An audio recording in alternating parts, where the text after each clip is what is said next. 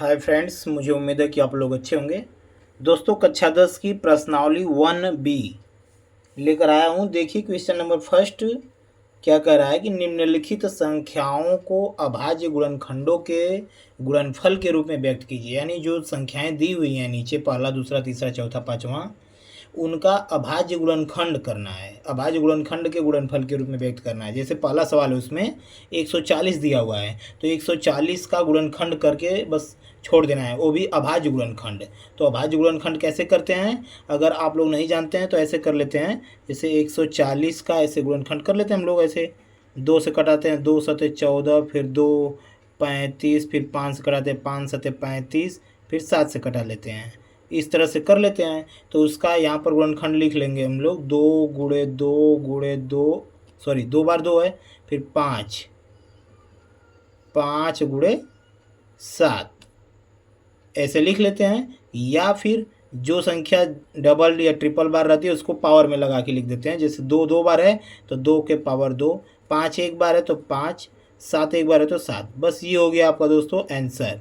इसी तरह जितने भी सवाल दिए हैं सभी को अभाज्य गुणनखंड के रूप में लिख लेना है। जैसे इसी में दिया हुआ है क्वेश्चन नंबर दूसरा आपका 156, तो 156 का हम लोग गुणनखंड इसी तरह करेंगे तो आएगा कितना, 2 दूना के 4, तिहाई 12, 12 गुणे 13, 12 में 13 का गुणा कर देंगे तो आ जाएगा आपका 156। तो इसको आप लिख लेंगे 2 के पावर 2 गुणे 3 एक बार है तो 3 गुणे 13।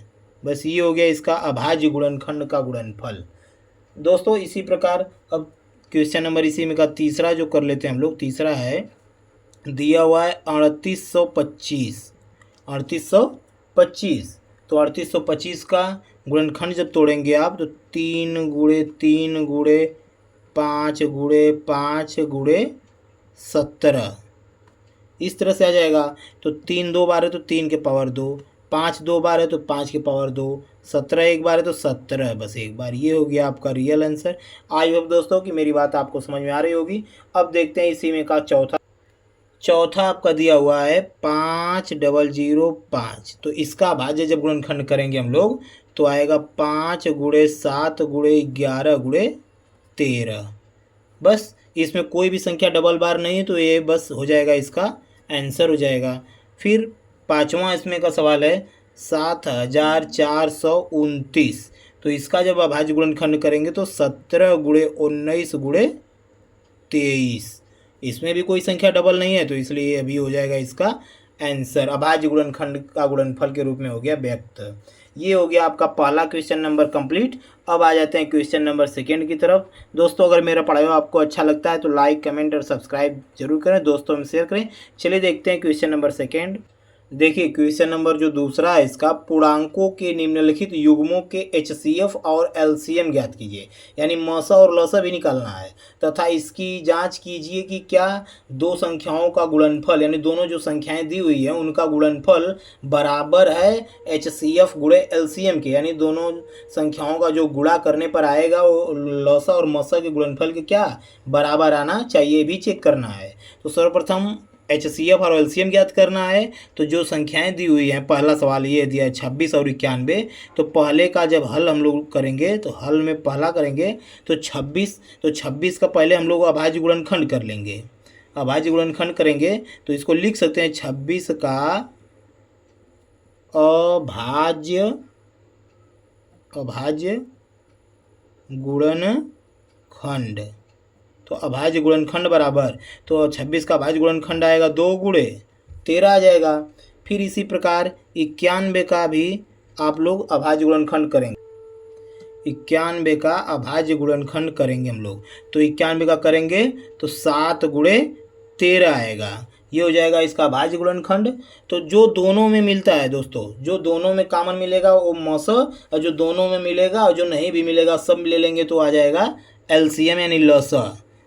तो यहाँ पर लिखेंगे अतः उभयनिष्ठ गुणनखंड। अतः उभयनिष्ठ, उभयनिष्ठ का मतलब जो दोनों में कॉमन हो, उभयनिष्ठ गुणनखंड।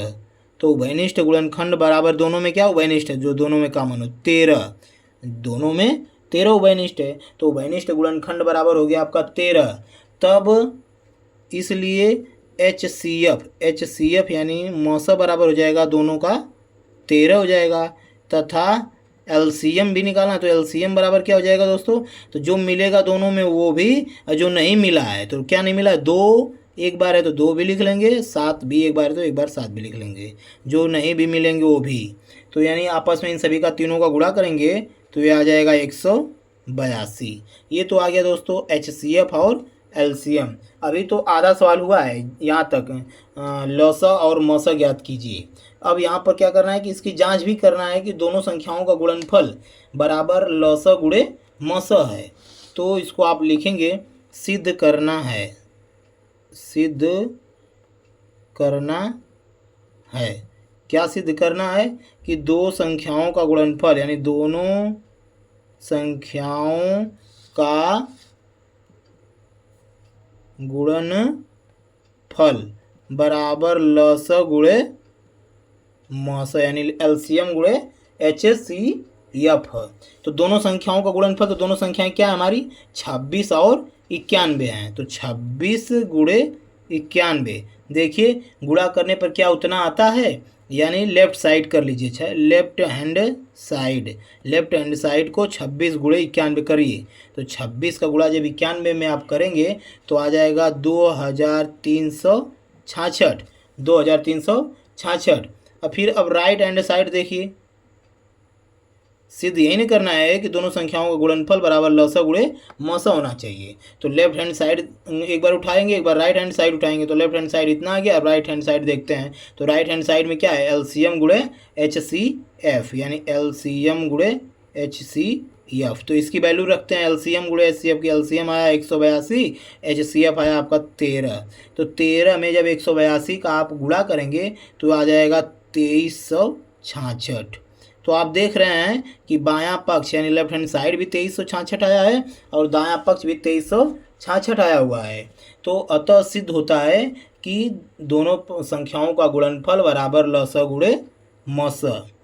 बस दोस्तों अब लिख देंगे हम लोग इति सिद्धम, यानी बायां पक्ष अतः बायां पक्ष बराबर दायां पक्ष। बस दोस्तों ये हो गया आपका प्रूव्ड। क्या हो गया, प्रूव्ड हो गया दोस्तों। आई होप कि इतनी बात आप जरूर समझ गए होंगे। अब दोस्तों इसी प्रकार अब चलते हैं इसी क्वेश्चन नंबर दूसरे का दूसरा सवाल। सेम जैसे पहला सवाल लगाए वैसे दूसरा सवाल लाएंगे। तो दूसरा सवाल में क्या करेंगे, 510 का अभाज्य गुणनखंड, 510 का अभाज्य गुणनखंड। ये इसलिए कर रहे हैं क्योंकि मुझे लौसा और मौसा निकालना है, इसलिए गुणनखंड करना पड़ता है। तो अभाज्य गुणनखंड कर लेंगे। तो गुणनखंड करेंगे तो 510 का आएगा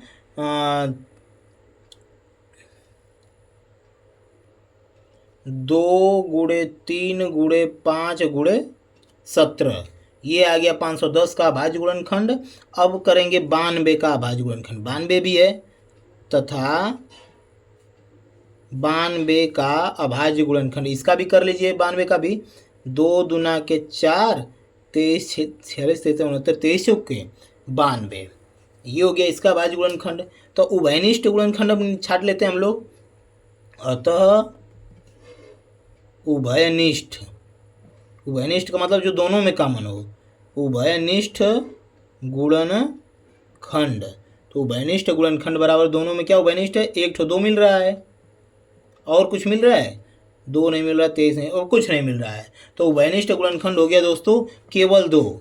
क्या हो गया, 2 आ गया। तो अतः तब HCF बराबर कितना हो जाएगा, तब HCF बराबर हो जाएगा 2, क्योंकि हम जानते हैं कि जो दोनों में कॉमन मिलेगा यानी उभयनिष्ठ मिलेगा वही होता है HCF। तब LCM क्या होगा, तथा LCM बराबर तब कितना आएगा, तो हम जानते हैं कि जो दोनों में मिलेगा वो भी, जो नहीं मिले रहे होंगे सब को लिख लेना है। 3 5 17 2 23 सब लिख लेना है। 3 गुणे 5 गुणे 17 गुणे 2 गुणे 23 सभी का आपस में जब मल्टीप्लाई करेंगे आप तो आएगा 23,460। इतना आ गया आपका LCM, यानी LCM बराबर आ गया 23,460। आई होप दोस्तों कि इतनी बात आप जरूर समझ गए होंगे। अब क्या सिद्ध करना है, अब सवाल में बोला था यहाँ तक तो हो गया है, CF और LCM ज्ञात कीजिए। इसकी जांच कीजिए कि दो संख्याओं का गुणनफल यानी दोनों का गुणनफल बराबर लस गुणे मस। तब यानी सिद्ध करना है, यहाँ से लिखेंगे आप कि सिद्ध करना है। क्या सिद्ध करना है कि दोनों संख्याओं का गुणनफल बराबर लस गुणे म स यानी HCF। तो दोनों संख्याएं कौन कौन सी हैं आपकी, तो लेफ्ट हैंड साइड। तो लेफ्ट हैंड साइड में क्या है, दोनों संख्याओं का गुणनफल। तो दोनों संख्याओं का गुणनफल बराबर दोनों संख्याओं का गुणनफल बराबर कितना आएगा, दोनों संख्याओं का गुणनफल। तो यानी पहली संख्या है 510 और गुणे दूसरी संख्या कितनी है 92। तो 510 में 92 का गुणा करेंगे जब आप, तो 46,920 आएगा। ये आ गया बायां पक्ष का मान। अब इसी प्रकार दोस्तों जब आप दायां पक्ष करेंगे तो देखते हैं दायां पक्ष क्या कह रहा है। तो लिख लेते हैं दायां पक्ष। दायां पक्ष बराबर क्या है, LCM गुणे HCF। तो LCM कितना आया है, यहाँ आप देख रहे हैं कि 23,460 और गुणे HCF कितना आया है 2 आया है। बस दोनों का आपस में जब गुणा करेंगे तो 46,920 ये भी आ गया दायां पक्ष। अतः बायां पक्ष बराबर क्या हो जाएगा आपका, दायां पक्ष। बायां पक्ष बराबर दायां पक्ष। ये हो गया दोस्तों प्रूव्ड यानी इति सिद्धम। देखिए क्वेश्चन नंबर जो 3 है इसमें का दिया हुआ है 336 और 54। तो 336 का भाज्य गुणनखंड लिख लेंगे। 336 का अभाज्य गुणनखंड।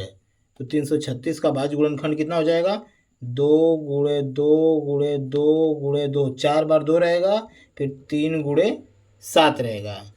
फिर उसके बाद और अब किसका गुणनखंड, 54 का अभाज्य गुणनखंड। तो 54 का 2 गुणे 3 गुणे 3 गुणे 3 इतना हो जाएगा। अतः उभयनिष्ठ गुणनखंड, उभयनिष्ठ गुणनखंड। तो उभयनिष्ठ गुणनखंड हो जाएगा दोस्तों जो दोनों में कॉमन रहेगा, 1 2 यहाँ पर भी 1 2 यहाँ पर भी 2, फिर 1 3 यहाँ पर भी 1 3 यहाँ पर भी है 3, बस और कुछ तो है नहीं, यानी 2 3 6। उभयनिष्ठ गुणनखंड हो गया इसका 6। तो अतः HCF बराबर क्या हो जाएगा 6 हो जाएगा। अतः HCF यानी मौसा बराबर कितना हो जाएगा 6। और LCM तब निकाल लेंगे। अब फिर उसके बाद LCM हो जाएगा LCM बराबर कैसे निकालेंगे दोस्तों, जो दोनों में कॉमन मिला रहेगा वो भी, और जो दोनों में फिर कॉमन नहीं मिले रहेंगे वो भी। तो ये सब बच गए हैं तो ये सब लिख लेंगे। 2 गुणे 2 गुणे 2 गुणे 7 गुणे 3 गुणे 3। फिर इन सभी का आपस में जब मल्टीप्लाई करेंगे तो आपका आ जाएगा 3024 आ जाएगा। ये आ जाएगा दोस्तों आपका LCM। आई होप कि इतनी बात आप जरूर समझ गए होंगे। अब उसके बाद अब सिद्ध करना है, सिद्ध करना है। क्या सिद्ध करना है कि दोनों संख्याओं का गुणनफल, दोनों संख्याओं का गुणनफल बराबर LCM गुणे HCF। यही आपको सिद्ध करना है। तो कैसे सिद्ध कर रहे हैं, अभी दोनों सवाल में आप देखे होंगे पिछले दोनों सवालों में। तो लिखेंगे बायां पक्ष यानी लेफ्ट हैंड साइड, बायां पक्ष बराबर दोनों संख्याओं का गुणनफल, दोनों संख्याओं का गुणनफल। तो दोनों संख्याएं कौन कौन सी हैं, एक है 336, दूसरा है 54। तो 336 गुणे 54। तो 336 में 54 का जब आप मल्टीप्लाई करेंगे तो आपका आ जाएगा 18,144। 18,144 ये तो आ गया बायां पक्ष। अब इसी के साथ हम निकाल लेते हैं दायां पक्ष। तो दायां पक्ष बराबर क्या है, दायां पक्ष में एलसीएम गुणे एचसीएफ। तो एलसीएम में एचसीएफ का गुणा कर देंगे तो एलसीएम कितना आया है 3024 जो कि आप देख रहे हैं, और गुणे एचसीएफ कितना है 6। तो इसका भी मल्टीप्लाई करेंगे तो आएगा 18144। अतः आप दोस्तों आप देख रहे हैं कि बायां पक्ष बराबर क्या आ गया है, बायां पक्ष बराबर दायां पक्ष, दायां पक्ष। ये हो गया आपका प्रूव्ड यानी इति सिद्धम। इसको या तो इति सिद्धम लिखिए या तो प्रूव्ड लिखिए। आई होप कि इतनी बात आप जरूर समझ गए होंगे। चलिए दोस्तों देखते हैं क्वेश्चन नंबर नेक्स्ट। देखिए क्वेश्चन नंबर 3 है, अभाज्य गुणनखंड विधि द्वारा निम्नलिखित पूर्णांकों के एचसीएफ और एलसीएम ज्ञात करना है। तो अभाज्य गुणनखंड विधि से यानी उनका गुणनखंड कर देंगे तो बस वहीं से एचसीएफ और एलसीएम निकाल लेंगे। तो पहला सवाल है 12, 15 और 21। पहला जो आपका सवाल है 12, 15 और 21 का निकालना है एचसीएफ और एलसीएम दोनों बताना है। तो अभाज्य गुणनखंड विधि से बताना है। तो पहली संख्या दिया है 12, तो लिखेंगे 12 का अभाज्य गुणनखंड, 12 का अभाज्य गुणनखंड। दोस्तों अभी पिछले वाले जस्ट सवाल में क्वेश्चन नंबर दूसरे में किए हैं अभाज्य गुणनखंड, गुणनखंड। तो अभाज्य गुणनखंड तो 12 का अभाज्य गुणनखंड हो जाएगा 2 दूना के 4 तियाँ 12 हो जाएगा। फिर इसी प्रकार 15 का अभाज्य गुणनखंड करेंगे तो 15 का करेंगे 3 पछे 15 हो जाएगा। फिर 21 का अभाज्य गुणनखंड करेंगे तो 3 सत्ते 21, 3 सत्ते 21 हो जाएगा।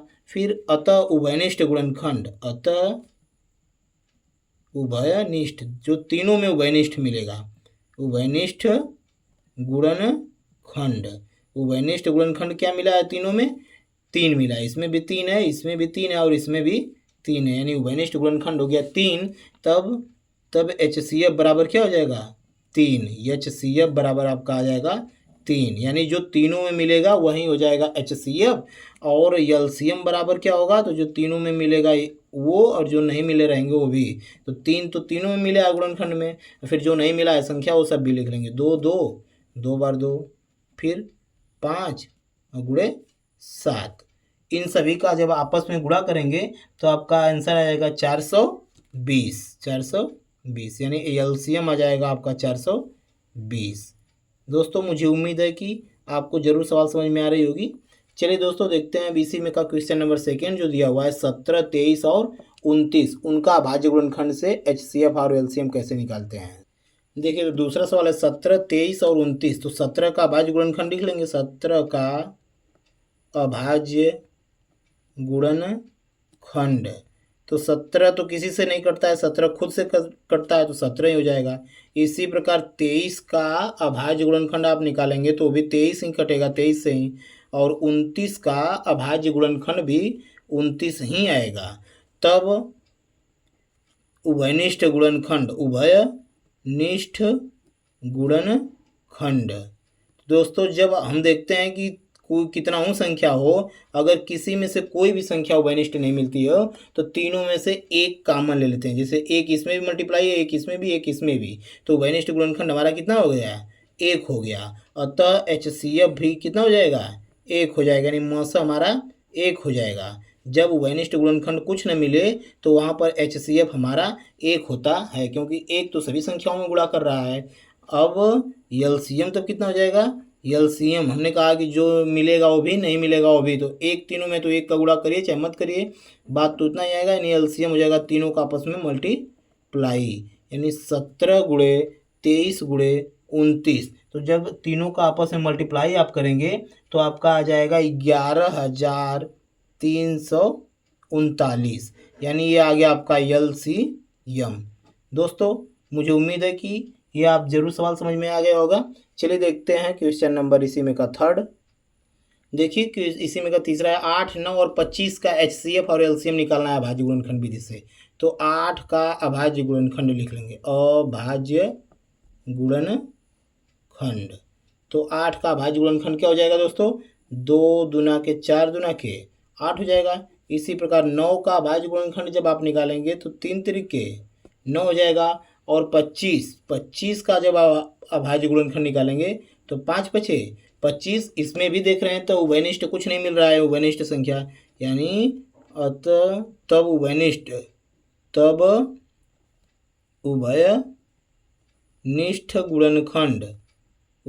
गुणनखंड कुछ नहीं है तो क्या है, एक है। तीनों में कुछ नहीं मिल रहा है तो क्या मिल रहा है, एक मिल रहा है।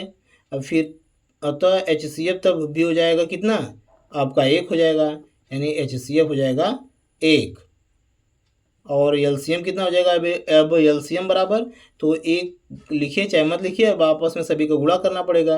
एलसीएम तो 2 गुणे 2 गुणे 2, 3 गुणे 3 गुणे 5 गुणे 5, सभी संख्याओं का आपस में गुणा कर लेंगे, क्योंकि भाई सभी में कुछ नहीं कॉमन मिल रहा है। हमने बताया कि जो कॉमन मिलेगा वो भी, जो नहीं मिलेगा वो भी, सभी का आपस में क्या कर लेंगे, हम लोग गुणा कर लेंगे। तो गुणा करने के बाद सभी का कितना आएगा ये सब गुणा करने पर 1800, यानी एलसीएम आपका आ जाएगा 1800। ये हो गया दोस्तों आपका रियल आंसर। चलिए देखते हैं क्वेश्चन नंबर नेक्स्ट। देखिए दोस्तों क्वेश्चन नंबर 4 है, यदि HCF 306 और 657 दो संख्याएं हैं, उनका HCF बराबर कितना दिया है, 9 दिया है। तो ज्ञात करना है एलसीएम, इन दोनों संख्याओं का एलसीएम ज्ञात करना है। HCF दिया है, दो संख्याएं, दोनों संख्याओं का HCF इतना है, तो दोनों संख्याओं का एलसीएम ज्ञात करना है। तो दोस्तों जो दिया है उसको लिख लेते हैं हम लोग, दिया है दोनों संख्याओं का HCF बराबर 9। ज्ञात करना है, क्या ज्ञात करना है, ज्ञात करना है LCM बराबर कितना, LCM ज्ञात करना है और HCF दिया हुआ है। तथा पहली संख्या तब क्या है, तथा पहली संख्या कितना है, 306 है, और दूसरी संख्या कितनी है, सेकंड नंबर दूसरी संख्या, ये पहली संख्या ये दूसरी संख्या, तो दूसरी संख्या कितना है, 657 है। बस। तो दोस्तों अभी जस्ट पिछले वाले सवाल में आपने देखा है कि एक फार्मूला है जिसमें HCF, LCM, पहली संख्या और दूसरी संख्या आता है, वही वाला फार्मूला लगा देंगे। तब पहली संख्या गुणे दूसरी संख्या बराबर LCM गुणे HCF। तो पहली संख्या कितनी है दोस्तों, तो पहली संख्या हमारी है 306, और गुणे दूसरी संख्या कितनी है, 657, और LCM निकालना ही है हमें, LCM, और गुणे HCF। HCF कितना दिया हुआ है, HCF दिया हुआ है आपका 9, कितना दिया हुआ है, 9। बस इधर 9 गुणा कर रहा है LCM में, तो उधर जाएगा तो क्या करेगा, भाग करेगा। तो चलिए भाग कर, यानी भाग करेगा तो LCM बराबर हो जाएगा आपका 306 गुणे 657, 9 अब इधर आएगा तो भाग करेगा। तो इसको हम लोग कटाएंगे 9 से कटाएंगे तो आपका कितना आएगा, 22,338। सब कटाने पिटाने पर आएगा हम लोग का 22,338। ये आ गया दोस्तों इसका LCM। ये हो गया आपका रियल आंसर। मुझे उम्मीद है दोस्तों कि मेरा पढ़ाया आपको जरूर समझ में आ रहा होगा। चलिए देखते हैं क्वेश्चन नंबर नेक्स्ट। देखिए क्वेश्चन नंबर जो 5वां हमारा है, यदि HCF 225 और 60 का दिया हुआ है बराबर 225 गुणे 5 माइनस 10x, तो x का मान ज्ञात करना है। तो दोस्तों ये जो दोनों संख्याएं हैं ना, उसका HCF इतना दिया हुआ है। तो देख लेते हैं सच में इन दोनों संख्याओं का HCF आता कितना है। चूँकि पहली संख्या इतना है, दूसरी संख्या इतना है, तो दी गई संख्याओं का HCF निकाल ही लेते हैं। तो 225 का अभाज्य गुणनखंड कर लेते हैं पहले। 225 का अभाज्य गुणनखंड, तो अभाज्य गुणनखंड कर लीजिए, बराबर कितना आएगा, 5 से कटाएंगे, 5 पचे 25, 25 25 9 225, यानी 25 तियाँ 75 तियाँ 225, तभी तो आएगा 25 9 225। ये आ जाएगा 225 का भाज्य गुणनखंड, और 60 का भी हम लोग अभाज्य गुणनखंड कर लेते हैं। तो 2 तियाँ 6, 6 दूना के 12 पचे 60, ये आ जाएगा 60 का भी अभाज्य गुणनखंड हो गया हमारा। फिर उसके बाद हम लोग उभयनिष्ठ गुणनखंड खोज लेते हैं। अतः उभयनिष्ठ गुणनखंड क्या मिल रहा है दोनों में, 1 3 यहाँ पर भी, 1 3 यहाँ पर भी, एक 5 यहाँ पर भी है, एक 5 यहाँ पर भी है, और कुछ मिल रहा है? अब नहीं मिल रहा है, यानी हमारा हो गया उभयनिष्ठ गुणनखंड कितना? 15। तब यानी उभयनिष्ठ गुणनखंड अगर हमारा 15 आ गया, तब एच सी एफ भी कितना आ जाएगा हमारा? 15। तब एच सी एफ बराबर कितना आ गया? 15। यानी हमारा रियल एच सी एफ जो है 15 है, लेकिन सवाल में दिया है कि एच सी एफ इतना है, यानी इतना बराबर 15 रख देंगे अकॉर्डिंग टू क्वेश्चन, प्रश्नानुसार। अब प्रश्न के अनुसार चलेंगे हम लोग, यानी प्रश्नानुसार ये 15 बराबर रहेगा किसके? 225 गुणे 5 माइनस 10 यक्स के, क्योंकि ये भी एस सी एफ है, ये भी एस सी एफ है, तो एस सी एफ बराबर एस सी एफ हो जाएगा। 10 यक्स जिसको निकालना है उसको एक साइड, बाकी सबको एक साइड, तो 10 यक्स इधर माइनस इधर भेजेंगे तो क्या आ जाएगा? प्लस में आ जाएगा। और ये 225 में 5 का गुणा करेंगे, 5 पचे 25, 2 5 दूना के 10, 2 12, सिलेक्ट 5 दूना के 10, 1 11, 1125 है, 15 इधर प्लस इधर आएगा तो क्या करेगा? माइनस हो जाएगा। तो 1125 में से 15 घटेगा, कितना आ जाएगा? 1110 आ जाएगा। फिर 10 यक्स, 10 इसमें गुणा करा, उधर जाएगा तो क्या करेगा? भाग करेगा, तो 1 0 से 1 0 कट जाएगा, यानी एक्स की वैल्यू आपके आ जाएगी 111, जो कि हमें प्रश्न में वही एक्स की वैल्यू ही बताना था। तो हमारा आ गया ये आंसर 111। चलिए दोस्तों देखते हैं क्वेश्चन नंबर नेक्स्ट। देखिए क्वेश्चन नंबर जो छठा है इसका, यदि एच सी एफ 120 और 225 का दिया हुआ है 15, यानी दोनों संख्याएं हैं, पहली संख्या और दूसरी संख्या, दो संख्याएं, दोनों संख्याओं का एच सी एफ दिया हुआ है 15, तो इन्हीं दोनों संख्याओं का क्या निकालना है? यल सी एम निकालना है। यानी पहली संख्या गुणे दूसरी संख्या बराबर लसा गुणे मसा वाला फार्मूला हम लोग लगा देंगे। तब प्रश्नानुसार सूत्र से, यानी सूत्र क्या है आपका? सूत्र क्या है? पहली संख्या गुणे दूसरी संख्या, सेकेंड नंबर, दूसरी संख्या बराबर लस गुणे म स, यानी एलसीएम गुणे एच सी एफ। तो पहली संख्या हमारी कितनी है? 120, दूसरी संख्या कितनी है? 225, और लस कितना है नहीं पता है, जो कि निकालना है, यानी ये लस को लिखते हैं एलसीएम। अब मस कितना है, यानी एच सी एफ कितना है? 15 है। 15 इधर गुणा करा, इधर आएगा तो क्या करेगा? भाग करेगा, यानी एलसीएम बराबर आपका आ जाएगा 120 गुणे 225 अपान 15। आई होप कि इतनी बात आप जरूर समझ गए होंगे। तो 15 से कटाएंगे, 15 8 120, 15 8 120, तो 225 में 8 का क्या करेंगे हम लोग? मल्टीप्लाई करेंगे। 225 में 8 का जब मल्टीप्लाई करेंगे तो आएगा 1800, यानी एलसीएम आपका आ गया कितना? 1800।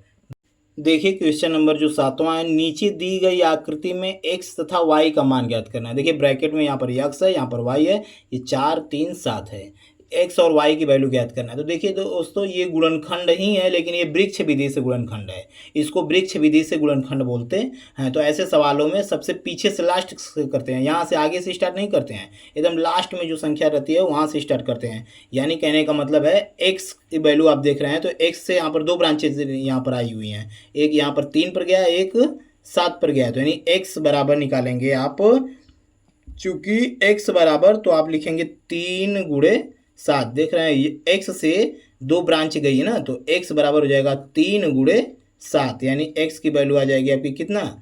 21। x का मान ये आ गया, आपका आंसर है। वृक्ष विधि बहुत ही आसान है। फिर यहाँ x की वैल्यू आप समझ गए कि यहाँ पर 21 हो जाएगा, x की वैल्यू कितनी हो जाएगी? 21। तब y की वैल्यू कैसे निकालेंगे? y बराबर 4 गुणे x, x का वैल्यू आया है 21, यानी तब y बराबर 4 गुणे x, 4 गुणे x, जो कि x की वैल्यू आ चुकी है कितना? 21, यानी 4 गुणे 21, तो y बराबर आपका आ जाएगा 21 चौक 84, 21 चौक 84। दोस्तों ये आ गया x का मान और y का मान। फिर अब चलते हैं क्वेश्चन नंबर नेक्स्ट की तरफ, यानी 8वें की तरफ। देखिए क्वेश्चन नंबर जो 8वां है, दिया हुआ है 18 और 117 के HCF को 18m माइनस 117 के रूप में दर्शाया गया है। यानी दो संख्याएं हैं दोस्तों, 18 और 117, उसका HCF इतना है 18m माइनस 117। तो सच में देख लेते हैं 18 और 117 का HCF इतना है कि नहीं, कितना है। तो कैसे निकालते हैं? 18 का अभाज्य गुणनखंड करेंगे, लिखेंगे चूंकि 18 का अभाज्य गुणनखंड। तो अभाज्य गुणनखंड निकालेंगे तो 2 तियाँ 6 तियाँ 18। फिर इसी प्रकार 117 का हम लोग अभाज्य गुणनखंड कर लेंगे तो 13 9 117 होता था, 3 तिरिके 9 फिर 13। तो यानी उभयनिष्ठ गुणनखंड, अतः उभयनिष्ठ गुणनखंड देख लेंगे दोनों सवालों में, दोनों नंबरों में उभयनिष्ठ गुणनखंड। तो उभयनिष्ठ गुणनखंड जो दोनों में मिलेगा वहीं रहेगा। तो 1 3 2 3 2 3 मिल रहे हैं तो 3 तिरिके 9, अतः HCF बराबर आपका आ जाएगा कितना 9। तो दोस्तों आप देख रहे हैं कि दोनों संख्याएं जो 18 और 117 हैं उनका HCF आया है 9, लेकिन सवाल में दिया है कि उसका HCF है 118 अरे 18m माइनस 117। तो बस दोस्तों इसी प्रकार आप लिख देंगे प्रश्नानुसार, चूँकि प्रश्नानुसार ये 9 बराबर हो जाएगा 18m माइनस 117, क्योंकि सवाल में दिया है कि ये भी उसका मौसा है। हम लोग मौसा निकाले हैं कि आया है कितना 9, यानी 9 बराबर 18m माइनस 117। तो 117 इधर माइनस इधर आएगा तो क्या हो जाएगा प्लस हो जाएगा, यानी 18m एक साइड हो जाएगा, बाकी ये सब एक साइड हो जाएंगे तो 117। तो ये आप जोड़ देंगे 117 में 9 जोड़ेंगे तो 126 18m बराबर 126। तो 18 इधर गुणा कर रहा है m में, तो उधर जाएगा 126 में तो क्या करेगा भाग करेगा, तो 7 126, यानी m बराबर आ जाएगा आपका 7। m बराबर क्या आ जाएगा 7। ये हो गया m का मान। अभी आप देख रहे हैं कि सवाल में बोला है कि m का मान ज्ञात कीजिए, अभी तो अभी सवाल आधा हुआ है यहाँ तक। अब फिर अब उसके आगे बोला है कि साथ ही, यानी अब उसके साथ ही 18 और 117 का LCM भी ज्ञात कीजिए। तो हमने आपको बताया है कि LCM कैसे निकालते हैं, जो दोनों में उभयनिष्ठ मिलेगा वो भी, जो नहीं मिलेगा वो भी लिख लेते हैं। तब लिखेंगे अब उसके नीचे, अब इसके नीचे जब सवाल आप लगाएंगे तो लिखेंगे अब LCM बराबर, तो LCM क्या रहेगा जो दोनों में मिला है, तो दोनों 3 मिले हुए हैं, 3 गुणे 3, और जो नहीं मिलेंगे वो भी लिखेंगे। अब हम लोग 2 नहीं मिला था और 13 भी नहीं मिला था, तो इसका मतलब अब आपस में सभी का गुणा करेंगे तो आपका आ जाएगा कितना आ जाएगा 234। LCM आपका गुणा करने पर कितना आ जाएगा 234। दो चलते हैं क्वेश्चन नंबर नेक्स्ट, यानी 9वें की तरफ। देखिए फ्रेंड, क्वेश्चन नंबर जो 9वां कह रहा है कि जांच कीजिए कि क्या किसी प्राकृतिक संख्या n के लिए, कोई भी प्राकृतिक संख्या n, प्राकृतिक संख्या मतलब जैसे कि 1 2 3 4 5 डॉट डॉट डॉट, चाहे जहाँ तक होती है प्राकृतिक संख्याएं होती हैं। संख्या 6 के पावर जो n है, अंक समाप्त, यानी अंक जो है 0 पर समाप्त हो सकती है। तब दोस्तों आप देखते हैं हल में कि n एक प्राकृतिक संख्या है, दिया है n एक प्राकृतिक संख्या है, अर्थात n बराबर क्या हो जाएगा तब, अर्थात n बराबर 1 2 3 4 डॉट डॉट डॉट इनफाइनाइट तक हो जाएगा। जब प्राकृतिक संख्या होगी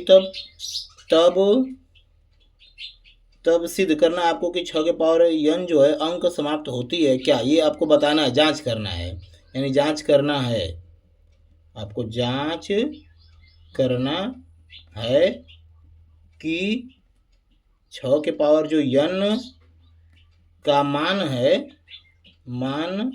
है वह 0 पर समाप्त होता है कि नहीं, यही आपको जांच करना है दोस्तों। तो चलिए देखते हैं 6 का जब हम गुणनखंड करते हैं, जैसे 6 के पावर n दिया हुआ है तो 6 का जब गुणनखंड करेंगे तो 2 गुणे 3 के पावर n दिया तो n लिख देंगे, या इसको आप अलग अलग भी लिख सकते हैं, 2 के पावर n गुणे 3 के पावर n। इतनी बात तो समझ में आ गई होगी। फिर n की वैल्यू अगर 1 रखते हैं, प्राकृतिक संख्या है ना, तो n लिखेंगे जब n बराबर 1 तब आप देख रहे हैं कि 6 के पावर n का मतलब कि 1 हो जाएगा। 6 के पावर n का वैल्यू n बराबर जब 1 रखेंगे तो 2 के पावर 1 और गुणे 3 के पावर 1, यानी कि हो जाएगा 2 3 6। जब 1 रखेंगे तब फिर पुनः n बराबर 2 रखने पर, जब n बराबर 2 आप रखेंगे दोस्तों, तो n बराबर 2 यानी n बराबर 2 रखेंगे तो 2 के पावर भी 2, 3 के पावर भी 2।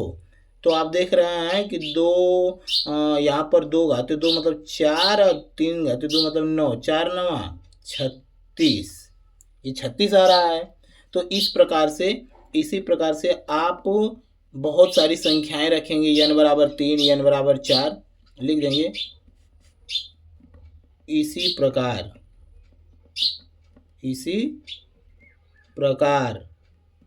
n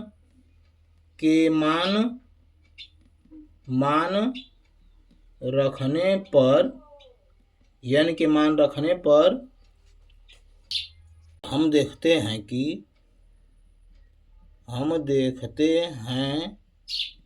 कि किसी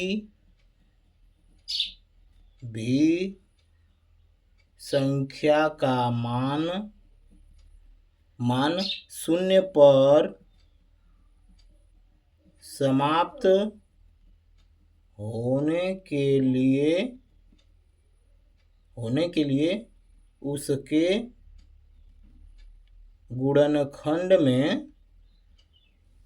उसके गुणनखंड में 2 और 5 की आवश्यकता होती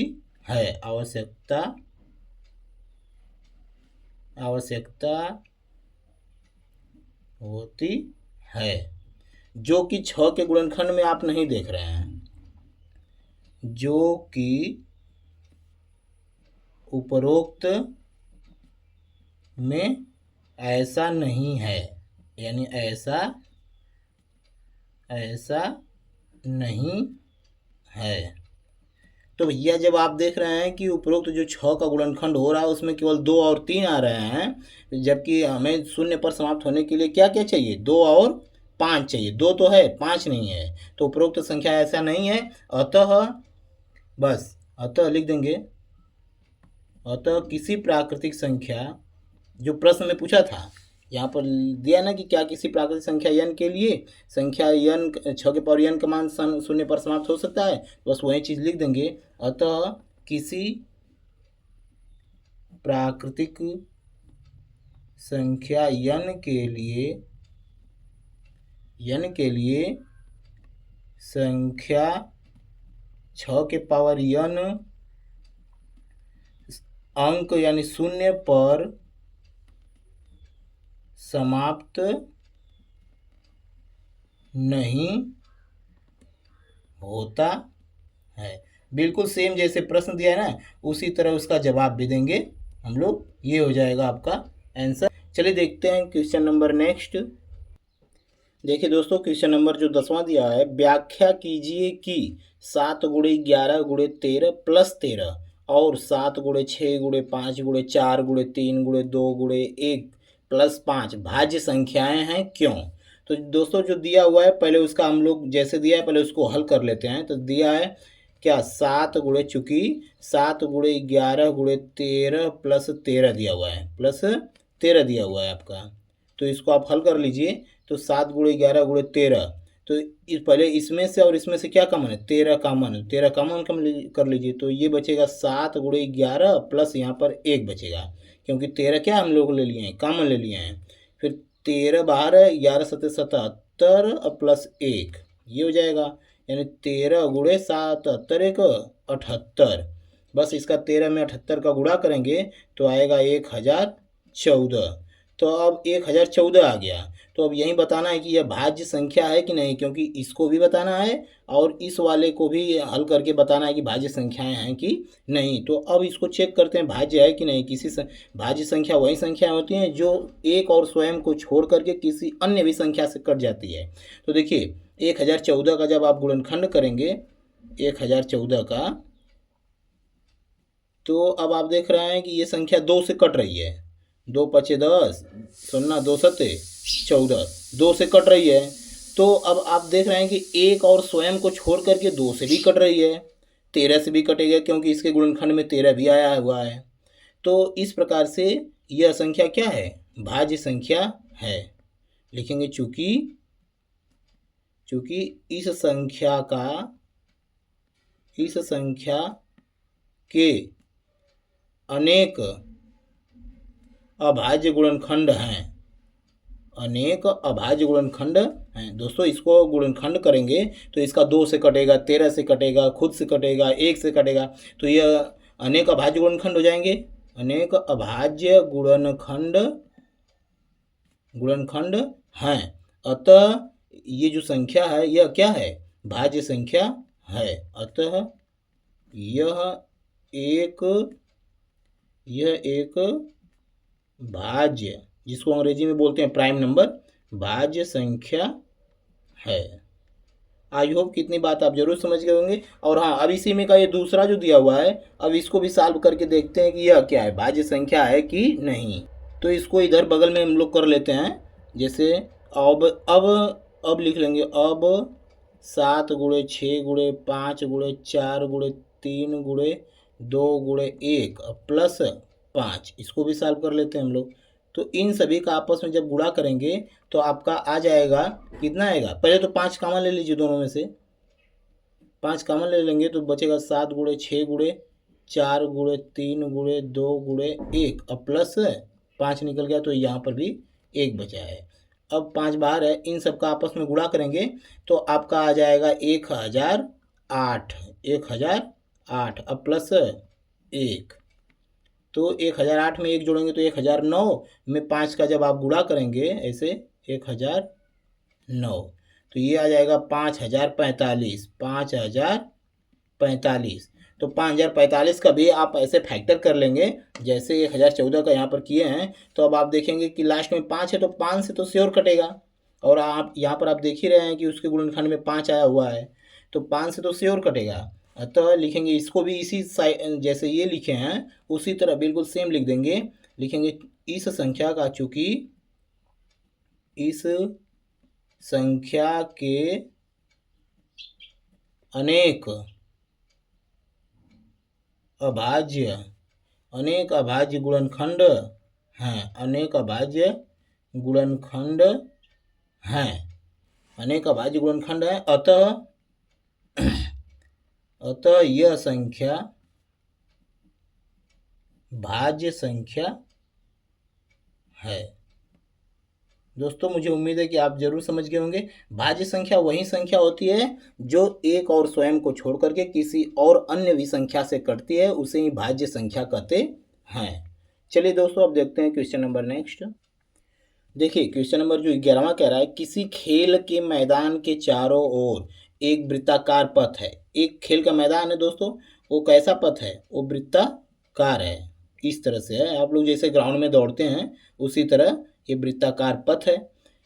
इस मैदान का एक चक्कर लगाने में सोनिया को, यानी ये जो मैदान है यानी ग्राउंड है, उसका एक चक्कर जो लगा रही है सोनिया, उसको कितने मिनट लगते हैं, 18 मिनट लगते हैं। सोनिया है उसको 18 मिनट लगते हैं। तो जैसे जैसे पढ़ रहे हैं उसी तरह लिखते भी चलिए हल में। चूँकि लिखेंगे सोनिया को एक चक्कर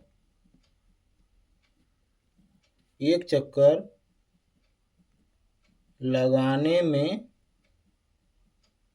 लगा समय, कितना समय उसको लग रहा है दोस्तों, 18 मिनट।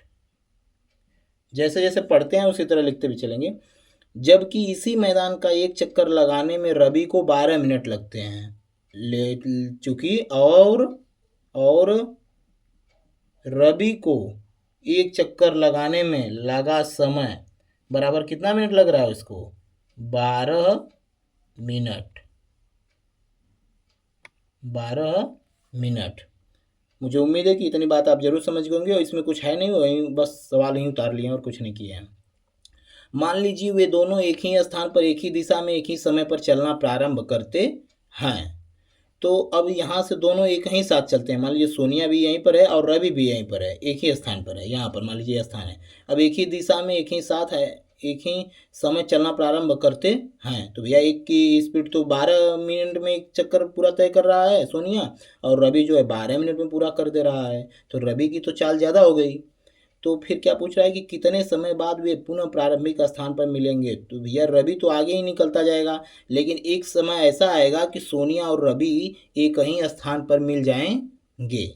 तो इसको कैसे लगाते हैं, तो ऐसे सवालों का हम लोग एलसीएम निकाल लेते हैं। तो पहले लिख लीजिए उसके भाषा में जैसे सवाल दिया है। चूंकि सोनिया और रवि, लिखेंगे सोनिया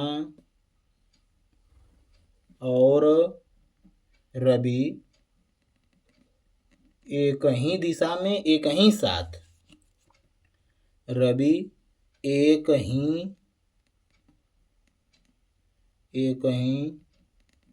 दिशा में एक ही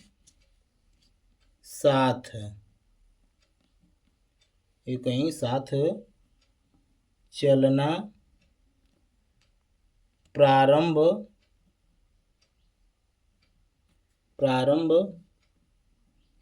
करते हैं, तब दोनों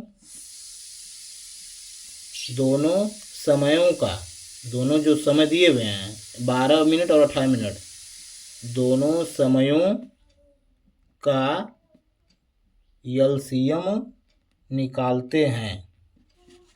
दोनों समयों का एलसीएम निकालते हैं। एलसीएम निकालने के लिए पहले जो संख्याएं दी होती हैं उनका हम लोग अभाज्य गुणनखंड कर लेते हैं। अभी पिछले ही सवाल में बताए हैं। तो ये जो संख्या दी है 18 मिनट और 12 मिनट, ये दोनों संख्याएं 18 और 12। अब इनका अभाज्य गुणनखंड करेंगे। अब 18 का अभाज्य गुणनखंड बराबर, तो अभाज्य गुणनखंड करते हैं 18 का, तो क्या आएगा 2 गुणे 3 गुणे 3 आ जाएगा।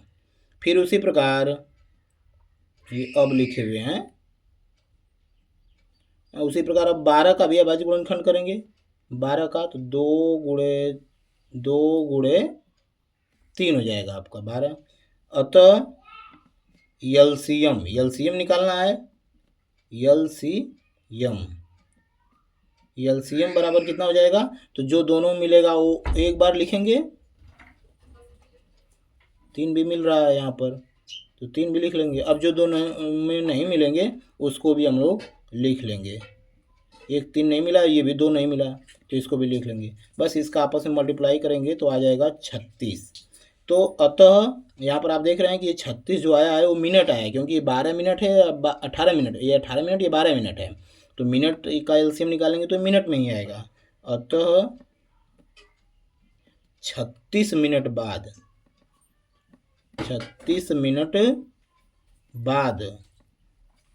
सोनिया और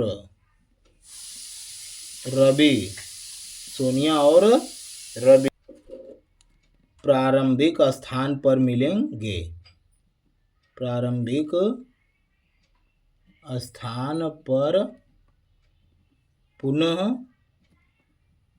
मिलेंगे। दोस्तों ये हो गया आपका रियल आंसर। आई होप कि इतनी बात आप जरूर समझ गए होंगे। चलिए देखते हैं क्वेश्चन नंबर नेक्स्ट। देखिए क्वेश्चन नंबर जो 12वां है, नीचे दी गई आकृति में x तथा y का मान ज्ञात कीजिए। दोस्तों हम बताएं अभी पिछले वाले सवाल में कि इस वाले विधि को, यानी इस वाले गुणनखंड वाले विधि को वृक्ष विधि बोलते हैं। हाँ, ये वृक्ष विधि है। तो ऐसे सवालों का पीछे से जो दिया होता है वहाँ से हल करते हैं। यानी ये y का मान जो लास्ट में दिया हुआ है, y में आप देख रहे हैं कि ब्रांच 2 निकला हुआ है, शाखा।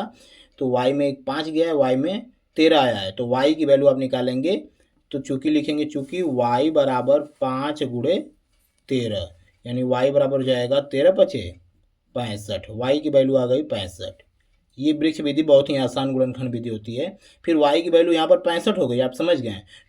तब उसके बाद हो जाएगा दोस्तों 195 बराबर, दूसरी लाइन में पुनः 195 बराबर क्या हो जाएगा 3 गुणे y, क्योंकि 195 में से निकला हुआ है ब्रांच, 3 गुणे y। आप समझ रहे हैं कि 195 बराबर 3 गुणे y हो गया। और फिर यहाँ से तो y का मान आ ही चुका है, तो ये वाली लाइन लिखिए चाहे ना लिखिए कोई दिक्कत नहीं है, क्योंकि y बराबर इसको हल करेंगे तो 3 इधर भाग देगा तो आएगा 65, तो जो कि हमारा पहले ही लाइन में आ चुका है y बराबर 65। y बराबर कितना आया है? 65 आया है। ये तो y का मान ही आया है। x बराबर जब यहाँ पर देखेंगे, अब ऊपर वाले ब्रांच में जाएंगे x वाले के यहाँ, तो x बराबर देखेंगे, चूँकि x बराबर हो जाएगा आपका 3 गुणे 195, 3 गुणे 195, तो x की वैल्यू आ जाएगी 3 का जब इसमें मल्टीप्लाई करेंगे 195 में, तो 3 पचे 15, 1 19 38 57, 1 58, यानी 585। x की वैल्यू कितनी आ गई? 585 आ गई दोस्तों। आई होप कि इतनी बात आप जरूर समझ गए होंगे। चलिए देखते हैं क्वेश्चन नंबर 13। देखिए क्वेश्चन नंबर 13 भी पिछले वाले सवाल की तरह है कि व्याख्या कीजिए कि क्या 7 गुणे 13 गुणे 11 प्लस 11 और 7 गुणे 6 गुणे 5 गुणे 4 गुणे 3 गुणे 2 गुणे 1 प्लस 3 भाज्य संख्याएं हैं क्यों। इसको भी चेक करना है कि भाज्य संख्या है तो क्यों है। बिल्कुल पिछले वाले सवाल की तरह एकदम सेम है। तो चूंकि दिया हुआ है संख्या क्या, 7 गुणे 13 गुणे 11 प्लस 11, तो क्या करेंगे कि इसमें से 11 कॉमन ले लेंगे पहले, तो 11 कॉमन, तो 7 गुणे 13 प्लस 1, तो 11 ये हो गया बाहर, फिर 13 सत्ते 91 प्लस 1, तो 11 गुणे 92। तो देखिए 11 गुणा करेंगे तो 11 दूना 22, 2 11 नवा 99, अब में 2 जोड़ेंगे तो 101, यानी 1012 आ गया दोस्तों। ये कितना आ गया? 1012। तो 1012 का गुणनखंड करेंगे तो देखिए उसके गुणनखंड में 11 भी आएगा, फिर 92 आएगा, तो 92 में 2 दिख रहा तो अब 2 से भी कटेगा, तो यानी इसके आप देख रहे हैं तो अनेक अभाज्य गुणनखंड आ रहे हैं। अतः यह क्या है? भाज्य संख्या है। लिखेंगे चूंकि इस संख्या के अनेक भाज्य गुणनखंड हैं, तब अतः यह संख्या एक भाज्य अनेक अभाज्य हैं, यहाँ पर ऊपर भाज्य एक भाज्य संख्या है, यानी यह संख्या एक भाज्य संख्या है। दोस्तों मुझे उम्मीद है कि ये बात आप जरूर समझ गए होंगे। ये अभाज्य ऊपर वाली लाइन में रहेगा यहाँ पर। चलिए देखते हैं अब इसी में जो दूसरा दिया हुआ है 7 गुणे 6 गुणे 5 गुणे 4 गुणे 3 प्लस 3 गुणे 2 गुणे 1 प्लस 3, इसको भी अब चेक कर लेते हैं कि यह अभी भाज्य संख्या है कि नहीं। तो इसको साइड में इधर ही हम लोग हल कर ले रहे हैं। तो चलिए देखिए अब लिखेंगे, अब 7 गुणे 6 गुणे 5 गुणे 4 3 2 1 प्लस 3, इसको भी सॉल्व करेंगे तो ऊपर से पहले 3 कॉमन ले लेंगे हम लोग, तो 7 6 5 4 2 1 प्लस 1 हो जाएगा, क्योंकि यहाँ पर 3 बाहर निकल जाएगा कॉमन। तो आपस में इन सभी का मल्टीप्लाई जब आप करेंगे तो आएगा 1680 प्लस 1, तो अब आप देख रहे हैं कि 1681। तो अब इसका गुणा कर लेंगे हम लोग 1681 में 3 का, तो आ जाएगा 5043 आ जाएगा। तो दोस्तों ये आप देख रहे हैं कि 5043 का जब गुणनखंड करेंगे अभाज्य गुणनखंड, तो उसमें 3 जरूर आएगा, 3 तो आएगा ही ना। तो स्वयं और 1 को छोड़ करके किसी अन्य भी संख्या से अगर कटेगा तो यह क्या संख्या हो जाएगी? भाज्य संख्या होगा। लिखेंगे अतः यह एक भाज्य संख्या है। दोस्तों आई होप कि आपको इतनी बात क्लियर हो गई होगी। चलिए देखते हैं क्वेश्चन नंबर नेक्स्ट। देखिए क्वेश्चन नंबर जो 14वां है, लास्ट वाला प्रश्नावली का, नीचे दी गई आकृति में एक्स वाई तथा जेड के मान ज्ञात कीजिए। इसमें भी वृक्ष विधि से गुणनखंडी है। तो देखिए ये जेड है, यहाँ पर वाई है, यहाँ पर एक्स है, और सब आप देख ही रहे हैं। तो जेड बराबर कैसे निकालेंगे? 161 बराबर 7 गुणे जेड, चूँकि 161 बराबर 7 गुणे जेड, तो जेड बराबर क्या आएगा? तो 7 इधर गुणा करा, इधर आएगा तो क्या करेगा? भाग करेगा। तो 7 भाग करेगा तो 7 दूना के 14, 2 7 के 21। जेड की वैल्यू आ गई आपकी 23। जेड की वैल्यू कितनी आ गई? 23। एक आंसर यह भी है जेड का मान। फिर उसी में अब यहाँ पर ये जेड का मान हो गया, तो वाई की वैल्यू कैसे निकलेगी, वाई बराबर 7 गुणे 161, वाई बराबर 7 गुणे 161, चूँकि y बराबर 7 गुणे 161, तो y का मान आ जाएगा 7 एकम 7, 7 छंग 42, 4 7 एकम 7 4 11, 1127, y की वैल्यू कितनी आ जाएगी 1127। तो अब x की वैल्यू कैसे निकालेंगे, तो x बराबर हो जाएगा 2 गुणे 3381, क्योंकि x में से ही ब्रांच निकला हुआ है, तो x का मान हो जाएगा 2 गुणे 3381। तो इधर ऊपर लगा दे रहे हैं साइड में, चूँकि x बराबर हो जाएगा 2 गुणे 3381, तो 2 का गुणा करेंगे, 2 एकम 2 2 8 16 2 3 6 1 7 2 3 6, एक्स की वैल्यू आ गई आपकी 6762। ये हो गया आपका आंसर। यहाँ पर एक्स की वैल्यू है, ये वाई की वैल्यू है और ये जेड की वैल्यू है। इसी तरह ब्रैकेट बनाकर आप आंसर लिख देंगे। आई होप दोस्तों कि इतनी बात आपको क्लियर हो गई होगी। अब नेक्स्ट वीडियो में नेक्स्ट प्रश्नावली के साथ मिलेंगे। Thank you for watching this video.